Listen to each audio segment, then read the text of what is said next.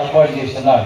దేవుని యొక్క కృపను బట్టి మహిమను బట్టి దేవుని కృపలు ఈ గ్రామంలో ప్రారంభించబడిన ఆ ప్రారంభ యొక్క వెలుగు, ఆ ప్రారంభ ఆత్మ ఈరోజు కుమారుడు ద్వారా కూడా ఆ దీపం ఆరిపోకుండా ఆ దీపం వెలుగునట్లుగా మరి దేవుని యొక్క సావాస పెద్దల సేవకులు పిలిపించి మరి కష్టమైన భారమైన మరి చిన్న సంఘమైన మరి చిన్నవాడైనప్పుడు కూడా ఆడ భార్య భర్తలు మరి ఎంతో ఓపికతో సహనంతో మరి ఈ గ్రామంలో మీటింగ్ ప్రయాసంతకుండా పనైనా కూడా జరిపించాలని ఉద్దేశంతో ఈ కూడికలు జరిపించడం చాలా మహిమ కలిగిన ఆశ్చర్యకరమైన దీవెనకరమైన దేవుని స్తోత్రం, దేవుని స్తోత్రం, దేవుని స్తోత్రం.